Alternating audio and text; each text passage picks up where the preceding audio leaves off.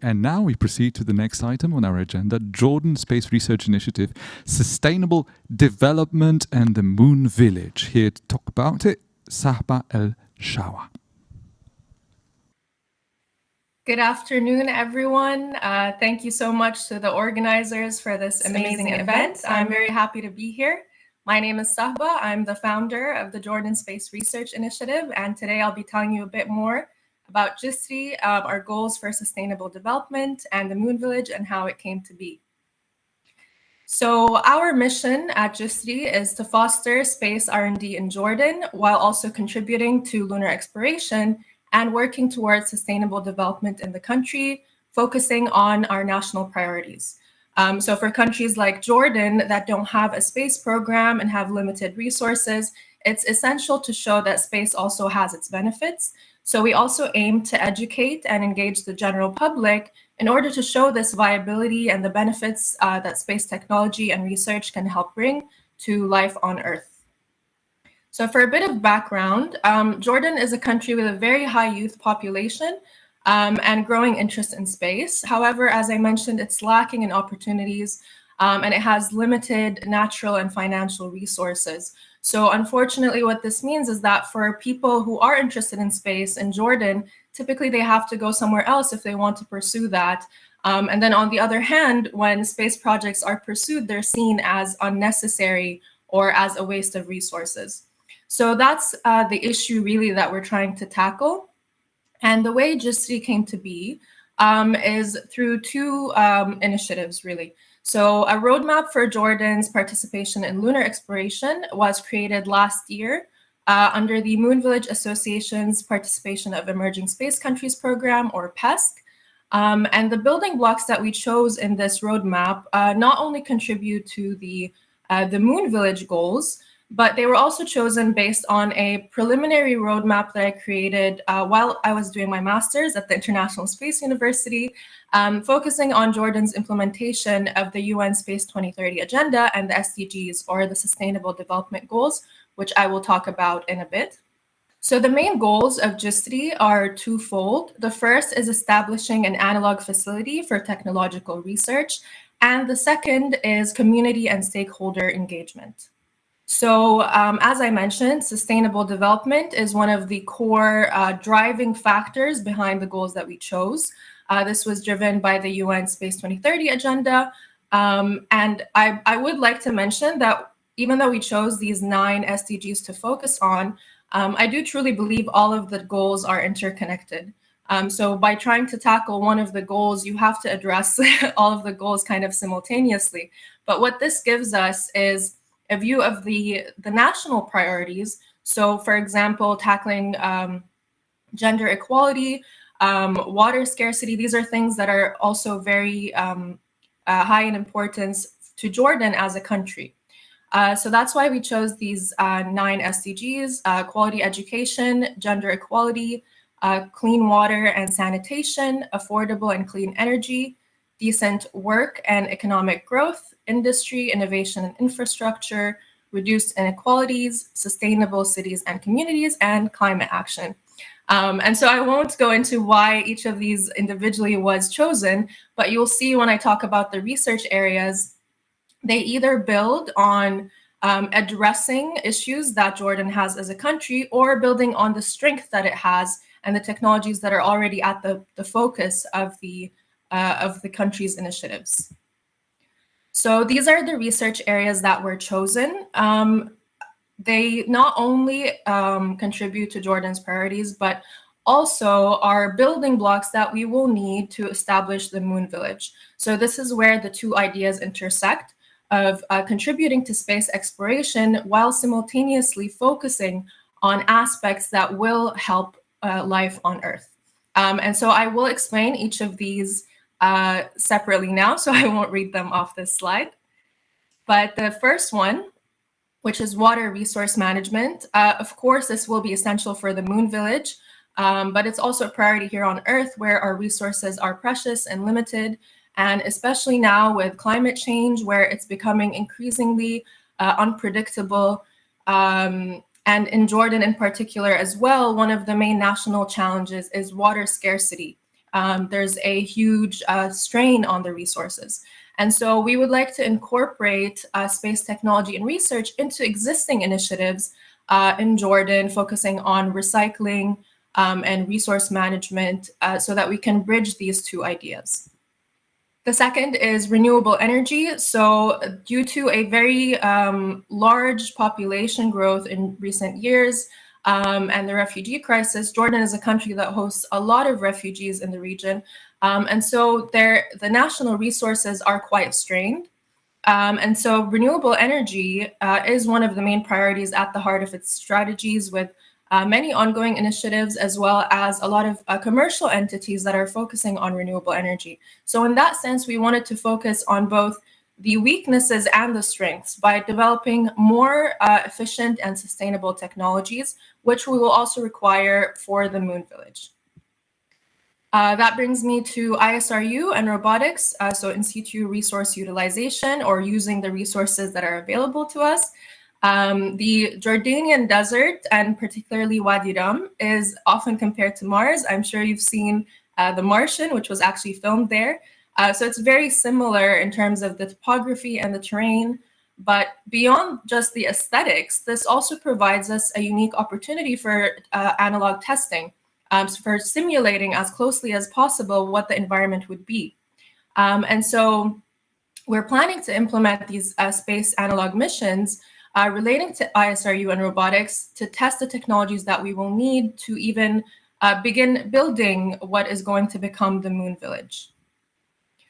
And similarly, for dust mitigation, this will be one of the biggest issues to tackle, particularly in lunar exploration. And as I mentioned, the Jordanian desert provides us with this unique platform to test our strategies and technologies, and also to learn from how indigenous people survive in similar conditions. So the Bedouin tribes in Wadi Rum still live there, and we can really gain from trying to learn from their ways. And this doesn't just apply to this particular research area, but also to how we are approaching the creation of the Moon Village in general. So this is because, again, it provides a more accurate representation of what it would be like with relation to the environment. So smart city infrastructure, this is actually building on one of Jordan's strengths. So it's introducing and has been introducing smart solution systems to its municipalities in order to enhance and sustain their services. There's ongoing initiatives in communication and IoT, or Internet of Things. So we want to build upon these solutions that are already ongoing to create a lunar smart base strategy. So this will allow us to improve connectivity and also standardization for the future Moon Village. In terms of agriculture, of course, food and agriculture is an important part of any community, but also a sustainable community here on Earth or in space, and particularly when our resources are limited and when the environment is not what is typically optimal for agriculture. And so we're building on existing initiatives that Jordan has. For example, it has a partnership with Norway aiming to grow food in the desert. And so this is already a harsh environment, and we can gain from looking at similar technologies and developing them for future lunar bases. And finally, that brings me to women's health, which I believe is arguably one of the most important research areas that we've selected. This is because Jordan, one of the main priorities in Jordan is actually improving accessibility to healthcare in women. Women play an extremely important role, but they're often disadvantaged, and not only in the Jordanian society in particular, but around the world and in the space industry as well, where the research into women's health in space is severely lacking. I think only something like 11 or 12% of all astronauts have been women. We don't have the data. Of course, there's some initiatives starting now, but our goal really is to focus on this area to not only improve it for future Moon Village, but also for women who live in remote areas and harsh environments, in refugee camps. to be able to provide them with better access to medical and pharmaceutical solutions. So with that, all of these research areas are going to feed into the type of technological research that goes into the analog facility. This is a long-term endeavor, of course. We would like to establish it in Wadi Rum, which is locally known as the Valley of the Moon. And we would like to incorporate all of the building blocks that I mentioned. So then how are we going to do that? So the Moon Village Association has these three scenarios, if you're not familiar with them, of how the Moon Village can potentially come to be implemented. And we're actually pursuing all three. So the first scenario, scenario alpha, is government and human spaceflight driven. So for us, this is the actual establishment of the analog facility, the plan for it. Of course, it needs to be government driven due to restrictions relating to the land. It's a protected area. But then also to foster collaborations between governments, national and international, so that we can have this integrated platform where we can test human spaceflight mission concepts in a way that is more similar to the environment that we would be in. The second scenario, beta, is government or science-driven. So not only working with the government organizations, but also technical universities, research institutes, identifying specific scientific research goals, as well as programs relating to the construction, as I mentioned, using ISRU, for example, as well as the development of the facility itself with the selected building blocks. And developing the technologies based on existing initiatives such as the Sahara Forest Project, which is the partnership with Norway that I mentioned earlier. And then finally, we have scenario gamma, which is private venture driven. So identifying the relevant goals for partnerships with commercial entities, again, both national and international. This is especially important in terms of procuring funding from commercial partners and investors. As I mentioned, we have limited financial resources, so we don't expect that the Jordanian government is going to fund this. So we need to find partners whose values and goals align with ours. And we would also like to use this as a platform to foster new space ventures, developing these technologies based on our existing capabilities. As I mentioned, the strengths in renewable energy and smart city infrastructure, robotics. These are things that we can build on and potentially also start to organize for missions and payloads relating to these building blocks to ensure that Jordan plays a role in lunar exploration. That brings me to community and stakeholder engagement.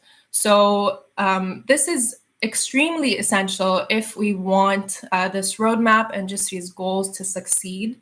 So again, as I mentioned, in a country with limited resources, we need to close this communication gap and show that space does actually, it could potentially have benefits. Of course, that's not to say that every space initiative is going to benefit life on Earth, but the way that we're choosing to approach this from the lens of the SDGs, from the national priorities, will allow us to show and educate people with regards to how space exploration can actually benefit them as well. And it's not just a far-fetched goal that has no applications here on Earth. And our target stakeholders here are not only government institutions, but also urban and traditional communities, the people who live in Wadi Rum, the students and universities and research institutes. So it's really encompassing all these different audiences, which will require, some education, some convincing that why should we care about space, in fact. And so two ongoing competitions that we have right now are a spacesuit and rover design competition, which are the first of their kind in Jordan. We've partnered with a few different organizations, both national and international. And our goal here in our, beginning stages is to start educating and provide these opportunities to young Jordanians who are very interested in these topics, but they just don't have any opportunities to explore them.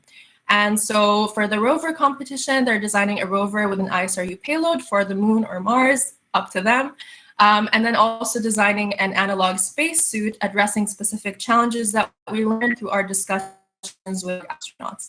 And so the teams are going to be presenting their prototypes for these competitions in October, right before the IAC.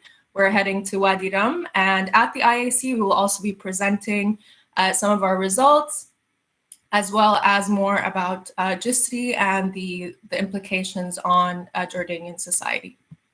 So to wrap up, I truly believe that countries, even with limited resources, can play a role in lunar exploration. And in fact, they must, but they should do it while still putting their national priorities and sustainable development goals at the forefront of their efforts. So for us at JSRI, there are two main goals: the establishment of the analog facility, fostering technological research initiatives, and then the community and stakeholder engagement. So we welcome input from potential partners in any of the research areas that I mentioned, or anything else from international stakeholders, of course, is very welcome.